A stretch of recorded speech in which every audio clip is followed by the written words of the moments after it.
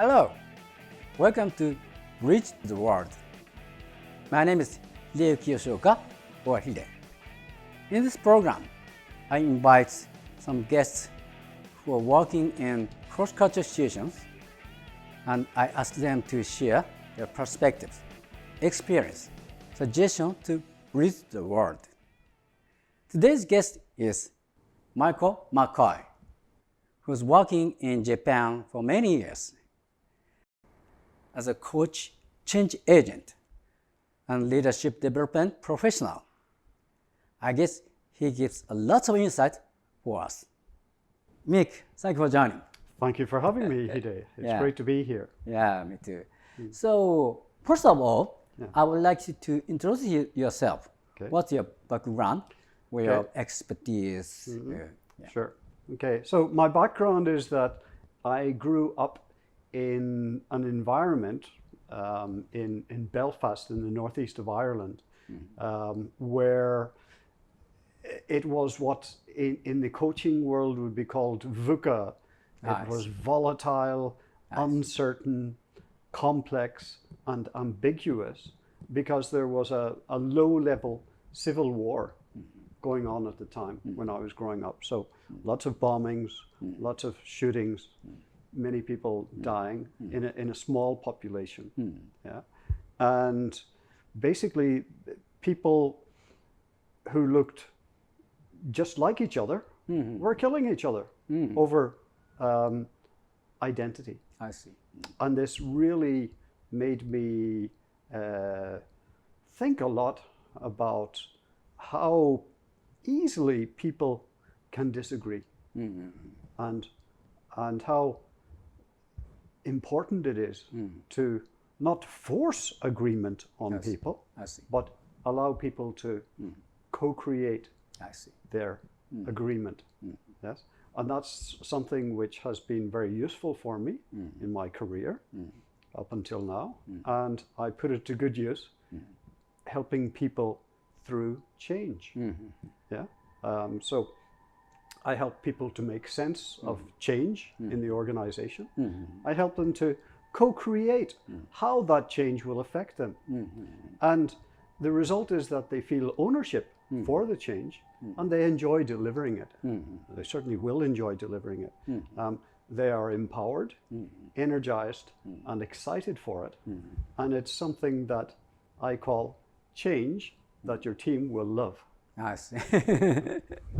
So, thank you. Yeah, that's why you call yourself change agent. Yes, yes. Yeah. That was my function in a large Japanese organization in Europe. And when I started there, delivering these change-related projects across Europe, I thought at the time, well, I'm European, they're European, what could go wrong? And everything did go wrong, thankfully, because it gave me lots of great learnings. And especially in the cross-cultural arena, it really did help me to bridge the world. I see, yeah. So I would like to tell me more about change agent. When you work for your clients as a change agent, how do you work as a change agent? The most important thing for a change agent is to listen. I see. And to establish heart-to-heart communication. And in order to do this, we need psychological safety.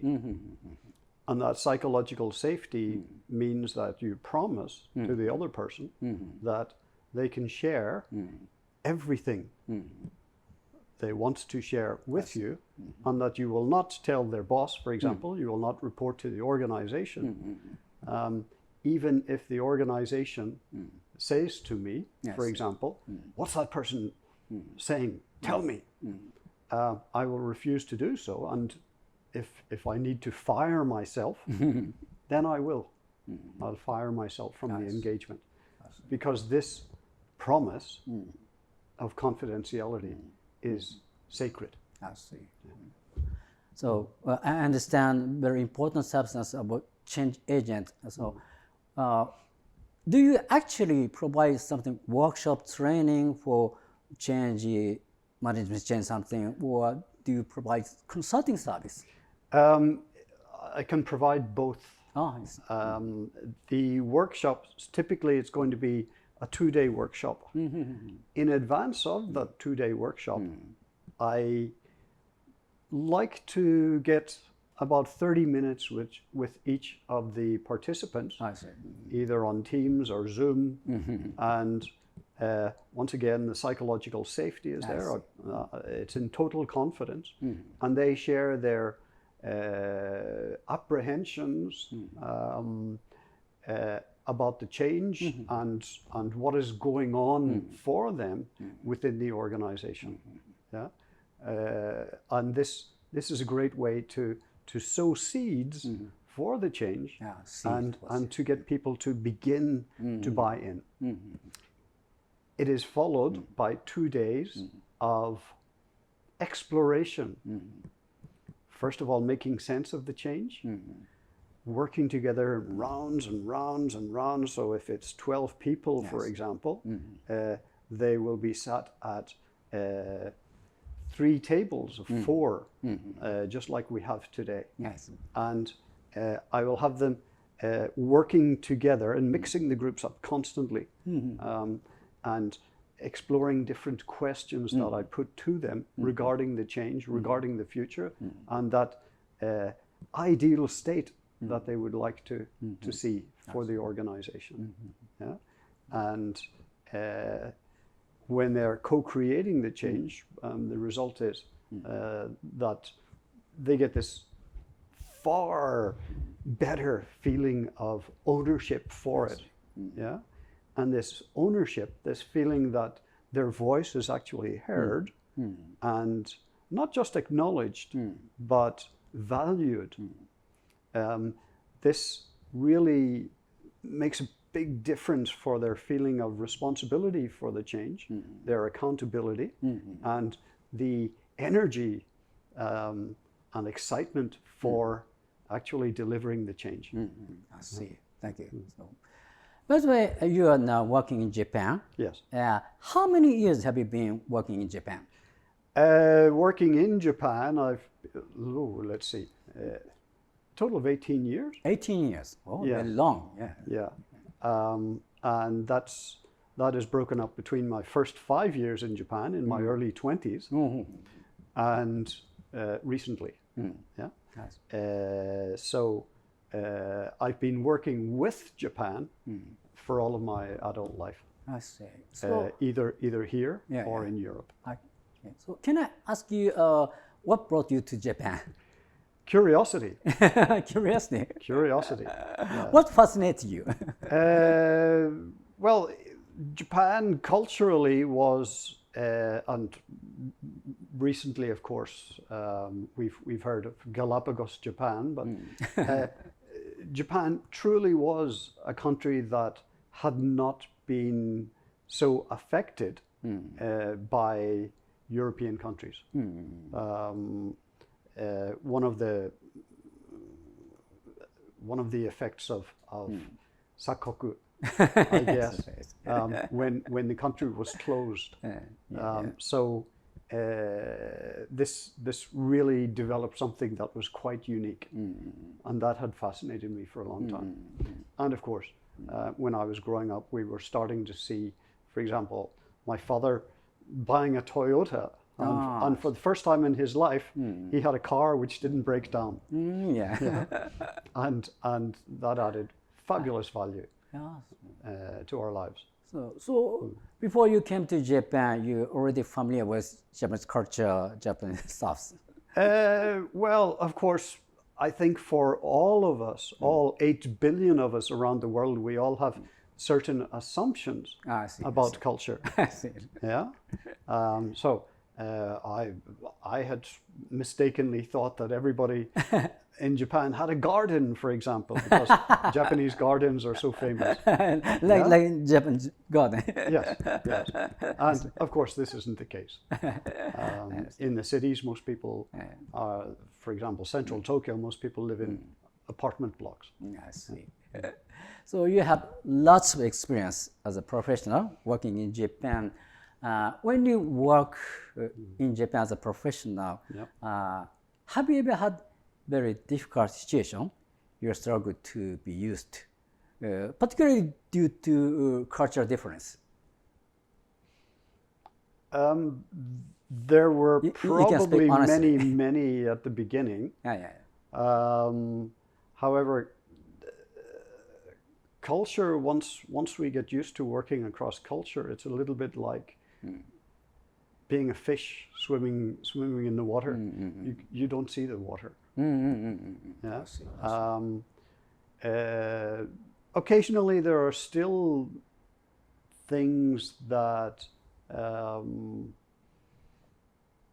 are very useful self-awareness opportunities for me in terms of maybe I'm being a little bit too individual for the situation, or maybe I'm not being individual enough for the situation. Yeah, I'm being more group oriented. Yeah, when actually what the client wants is a little bit of driving. Yeah, so a little bit of mentoring perhaps. Yeah, so just knowing when to push, when to pull. Yeah, that balance occasionally can be a little bit of a challenge. I'd say. So do you think the Japanese business culture, Japanese communication culture is different from the culture you've been based on? Yes, definitely. I think the fact that consensus is so important to Japanese business can sometimes be dangerous as it affects the speed of reaction to market change.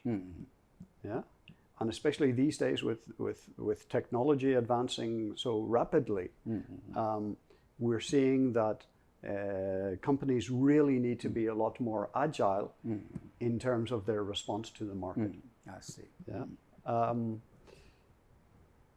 Excellent companies understand this.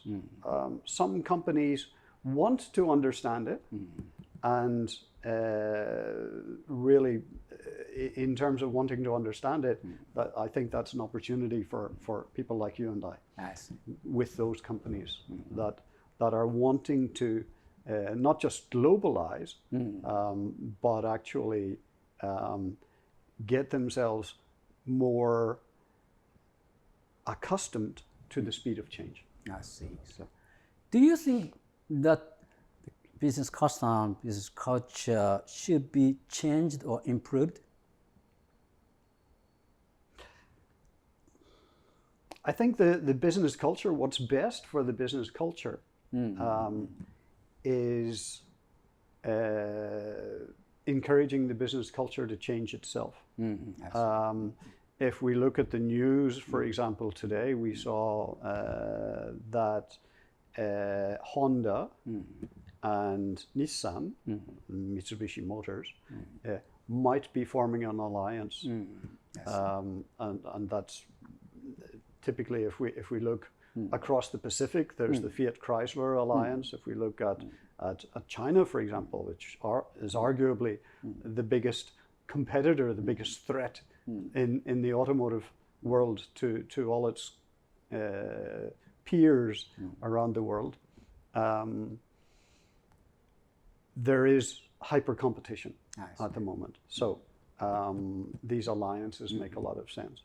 And I wouldn't be surprised if Toyota as well strengthens its loose alliances with some other Japanese manufacturers. I can see that happening as well.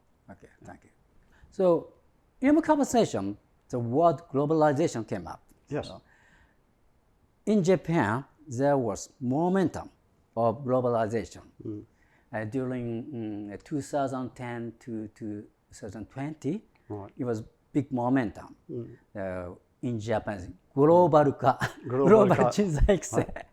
I guess you're familiar with that. When you hear in Japanese グローバル化 or グローバル人材育成, what comes to your mind? I really want to question the definition. I see. So what does globalization mean? Which markets are you targeting? And my own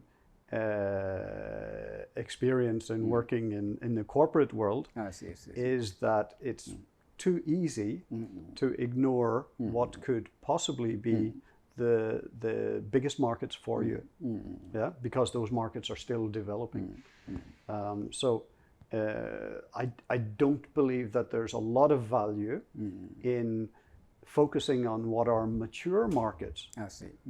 Where arguably you could say China is a mature market now because it has the same aging crisis that Japan or, for example, Italy is possibly the best European example of an aging society. So I think Japanese organizations could be a lot more excited about the likes of Brazil, Nigeria, places like that. We see within the shosha, so the large trading houses, that they are very excited about the emerging world and have a presence there. However, I'm not sure about the monozukuri world, who seem to be still relying too much on dairiten, so basically middlemen or agents who will be, well, not necessarily loyal to the manufacturer, not loyal to the brand, more loyal to their customers and what their customers are saying that they want. So the better strategy for them would be to have a presence in those developing markets. I see. When we talk about global化, it means two means. First one is, as you're saying, expand business outside Japan, gain market in global scale. Meanwhile, second mean is global 人材育成, yes, human resource issues. So let's talk about so-called global 人材育成. I guess you have been a lot involved in such kind of training case. And as you point out, the Japanese companies don't make it clear what the definition of global 人材育成. But they were very passionate to invest on that. What's your thought about global 人材育成? Well, certainly global talent development can have many definitions, depending on the company's needs, depending on its product portfolio, depending on its existing global footprint, and depending also on what blind spots the company has. I see. In terms of what are the possibilities with so-called global 人材育成, because this global talent development, actually the possibilities are infinite. When we think about it, each and every one of your employees has an almost limited potential to develop themselves and to learn. Yes. So the strongest companies, I believe, are learning companies, companies that are curious. So curiosity is a huge skill to have. It truly is a skill. I see. As well as critical thinking, so that we can identify the right things to be curious about. Focus our curiosity, So we've got the curiosity, we've got the critical thinking, and candor. Candor. Candor. Candor. Yeah. In So Japanese, being very direct. Yeah. So being quite honest and open in terms of our communication. I see. Yeah. I see. So I think it's very important that any organization, no matter where it is on the planet, fosters within its people curiosity, critical thinking, and candor. So I referred to psychological safety earlier, and teams that enjoy psychological safety in their communication, they do have this open and honest communication without fear of getting punished for it. Yeah, either by the team, by the company culture, by the company politics, or anything like that. Yeah, and it's this candor which is very, very, very, very important, I believe. Yeah, and not. I believe that tatemai, for example, can be a very destructive thing. Unfortunately. Yes. Do you see honestly lack of globalization in human resource in Japanese companies and organizations? or globalization is much more needed for human resource? I believe for every company in the world, globalization is much more needed. There will be companies, global operators, which model best practice in globalization. And if we think of fast-moving consumer goods, those organizations, working with them, we see they're totally global and perhaps light years ahead of some of their competitors within the Japanese domestic market.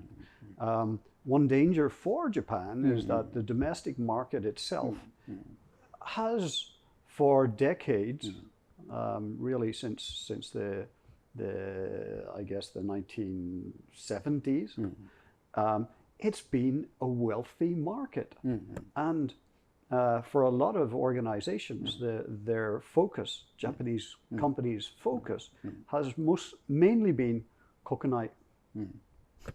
Yeah? And this is a term that is used in Japanese organizations, even in their conversations among expat managers, expat Japanese managers overseas in other countries. They will talk about kokunai, what's going on in the Japanese market. And really, they'd want to have conversations, the same level of conversations about what's going on in the overseas markets, yeah, and how they can learn from what's going on in order to innovate. Yeah, there's fabulous innovation going on in Japan. However, still, the feeling I get is that it's incremental innovation. I see. Kaizen. I see. Yeah, and involves a lot of yoko narabi. So, looking at what peer companies, not really competitors, because there's not so much competition really. I believe, but looking at what peer companies are doing. Yeah, and I think what's responsible for this is that for a lot of Japan's leading organizations, their main shareholders are the traditional banks. I see. Yes. Yeah? Yes. And the heads of the traditional banks, they want to enjoy a good retirement, and they don't want any. They don't want any trouble. Yeah. And so they yeah. So they are saying this to the companies they have part ownership of, you know. Don't get in trouble. Don't do anything too exciting. Yes. Yeah. this is one factor, which is perhaps allowing Japan to be a little bit like the frog in the warm water. Yudegaeru. In Japanese, yudegaeru. Yeah. And if you look at America on the other extreme, companies there are constantly, on a monthly basis, quarterly basis, constantly reporting to Wall Street. Yeah. Now, I don't think that's necessarily a very healthy thing. Yes. And we really want to get a balance between the two. Yeah. So a little bit more accountability for innovation, and innovation that is disrupting the market, disrupting the companies themselves. Yeah. So that, and this should be very, very possible in Japan. There's plenty of talent. I see. Yeah. If only we can encourage this more. I see. Great. Generally, Japanese are believed to be very conventional, but actually we are very open to change. We are willing to adapt other cultures and turn into our change. Japanese adapted external influence, external pressure to change ourselves, to grow. We call it gaiyatsu. Such gaiyatsu worked very well. We often metaphor kurofune. Kurofune means in Japanese black worship. It derives from historic events. The end of Edo era, samurai era. Admiral Perry he came to Japan as envoy of the United States to negotiate Japan, to open the country. At that time, Japan closed the country. And the Perry almost forced Japan to open the country, almost under duress. It was gunboat diplomacy. As we say in English. Yes. But thanks to that opening country, we have seen tremendous advancement in terms of technology, business, or lifestyle. Now, since Perry event, Japanese became much more conscious about gaiyatsu, external pressure. By adapting that gaiyatsu effectively, we saw very good advancement. So when we think about globalization, in a sense, we ever try to how to catch up with global level. But this global level means Western countries' dominant culture, level, global standard, standard. And as we are too much conscious about how to catch up with global standard, we are likely to dismiss our own strengths. And sometimes I see the training events, non-Japanese facilitator trainer conduct, they emphasize you need to change. You need to get out of your box. That approach works very well in some ways. But in the meantime, that attitude looks a little bit disrespectful. It's quite arrogant. Arrogant. Yes. Well, sometimes it looks like almost racial discrimination. Honestly. And I think the new approach, new way for globalization, for us, not only for us, but also for, as you're saying, any regions, any countries, people. So rather than lectures, so up until now, I've seen a lot of workshops and witnessed a lot of facilitators when I've been co-facilitating myself, for example, who are basically following a certain template. Yes. Which, while useful, doesn't actually ask the participants themselves what their needs are, Yes. what their hopes are, what their strengths are. Yeah. And really, what we want to be doing is to draw the ideas out of the participants. What sort of globally effective business person do you want to be? Yeah.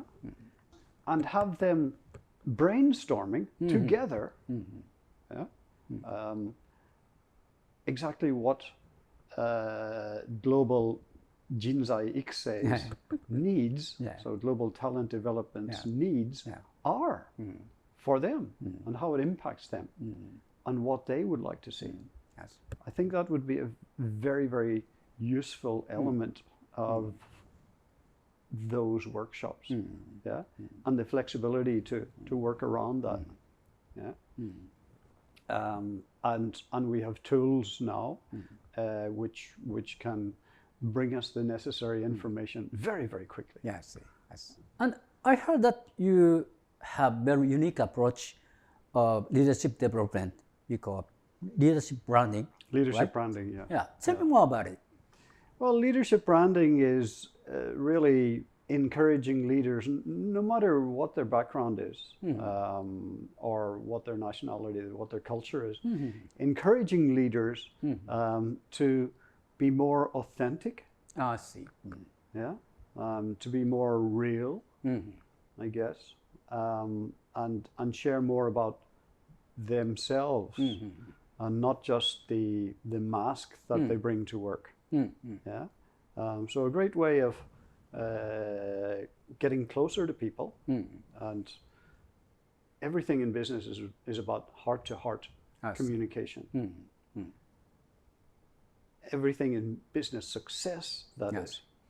Unfortunately, the reality is that most things in business tend to be head-to-head thinking. And we're not really making a connection, because the head the head brain is not geared for making so much of a connection. Certainly, the left brain, at least, is not wired that way. Yeah. Yes. And really, it's the heart. I see. That we want to connect. I see. Connect people's hearts, and having conversations about themselves. Not too much. Just sharing aspects about themselves that perhaps they normally mightn't reveal, can make them feel, for want of a better word, more human. Yeah. And generate fresh thinking within the team. If we're especially in the age of intelligent machines, so artificial intelligence or computerization, whatever, we're seeing that a lot of our day-to-day tasks, the less creative ones, are being delegated to machines, being automated. Yeah, and this gives us the opportunity to be more human in the workplace, outside the workplace. And as artificial intelligence gets more developed and has a greater role in the workplace, we will see that increasingly the human skills, the soft skills, will be much more important for leaders and for employees themselves. We see there's employee branding already, which is appealing to the TikTok generation, for example. Yeah, and that's a wonderful thing. And if leaders aren't able to respond to that with their own branding and to appeal to that generation, then they're going to find that those employees, that talent, will actually go elsewhere to other companies which do actually appeal to them and can actually speak their language and understand them, and communicate heart to heart. It can be applied to cross-cultural team. For example, many non-Japanese managers struggle to manage Japanese employees because nowadays many foreign companies acquire Japanese big existing companies. So many more foreign supervisor for Japanese employees. So I think with the increasing acquisitions of Japanese organizations that we're seeing now, this gives an opportunity for perhaps managers coming into Japan to manage the local organizations. They have this great opportunity to learn a new skill, really, in leadership branding with a wafu element to it, with a Japanese element to it. And I think there are wonderful opportunities to support individuals like this. And it's the same leadership branding. However, it is directed specifically towards me as a leader coming to Japan for the first time and thinking, oh, this is different. I may have had my own brand, my own variety of leadership branding in the past, in the last place I was stationed, but I need something different here. And so supporting that sort of person. In the context of Bridge to the World, I'm very curious to know your leadership branding you can apply to non-Japanese manager to manage Japanese employees. If non-Japanese managers need to rebrand their leaders' brand, how they should do, how they need to rebrand their leadership. Okay, I think firstly they will want to understand that perhaps compared to other markets, communication styles can be very different in Japan. For example, it's not so usual to have decision-making meetings.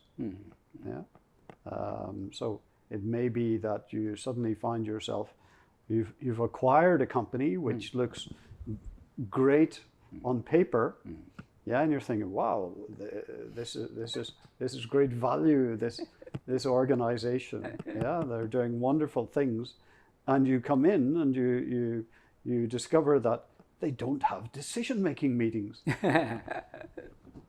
That decision-making somehow happens in a mysterious way.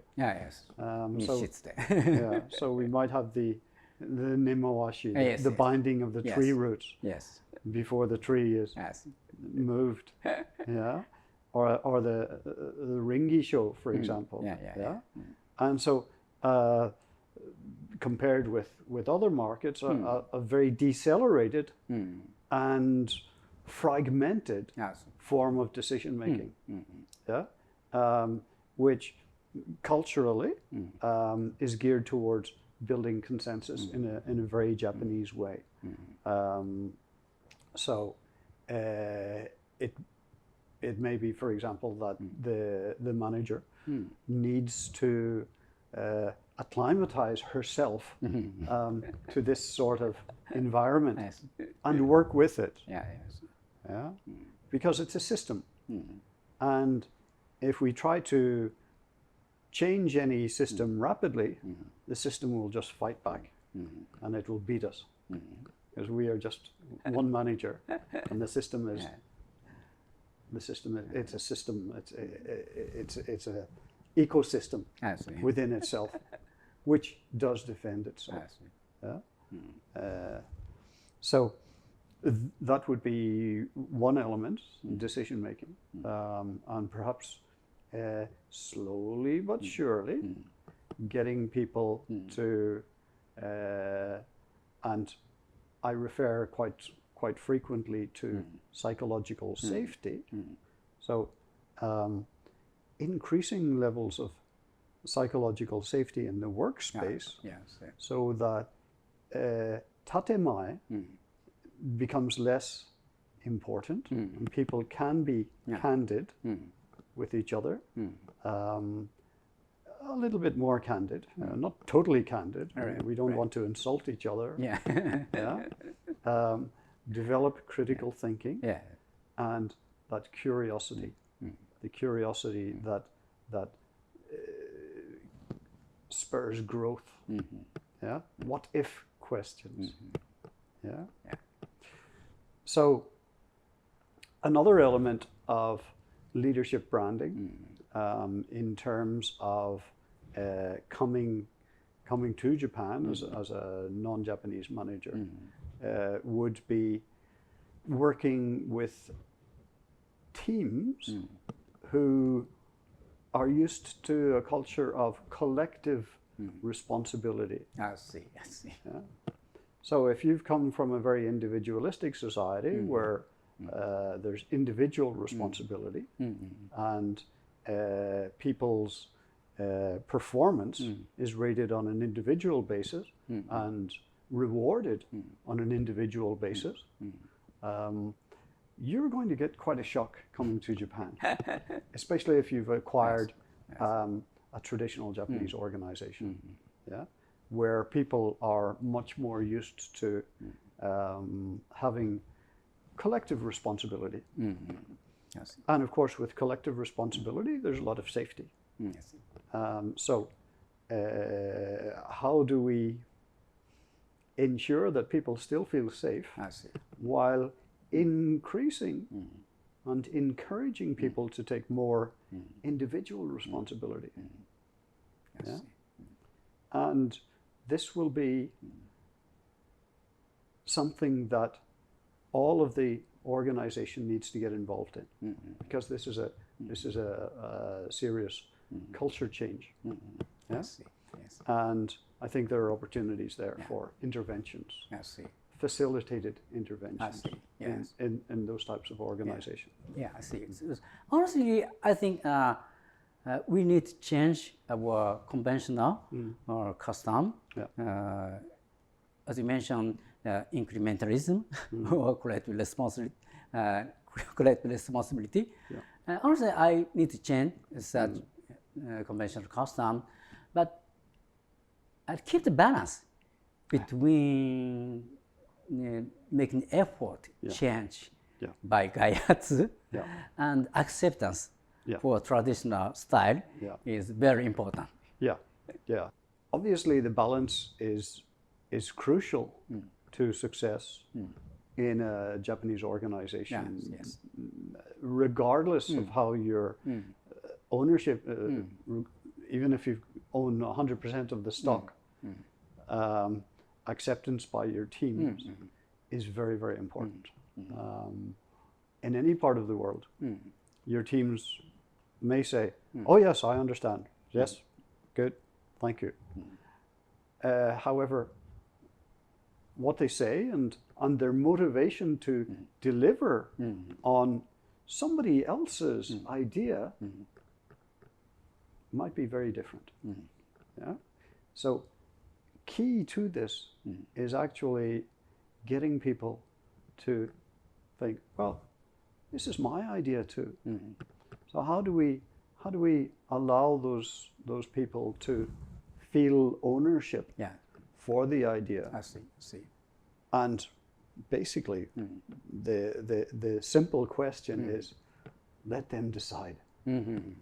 Let them co-create the idea. So they become authors of the idea as well. Yeah? Then they will be very happy to deliver for you. I see. And they will be focused on results. I see. Yeah. Okay. Thank you very much. So last question is, I guess you are very passionate to do something to bridge the world. So what do you think is a very important role to bridge the world as professional like us? I think it's to walk in the other person's shoes. Oh, I see, I see, I see. 他の人の立場によって考える。 See the world through their eyes. I see, I see, I see. Yeah? And to really understand their hopes, their dreams, and their fears as well. Very inspiring, very profound. Thank you very much. Thank you. Thank you very much today. Thank you. Thank you. Thank you very much. ありがとうございます。ありがとうございます。I'm Michael McCoy. I love helping people to make sense of change and to co-create how it will affect them. The result is that they feel ownership for the change and will enjoy delivering it. They're empowered, energized, and excited for it. It truly is change that your team will love.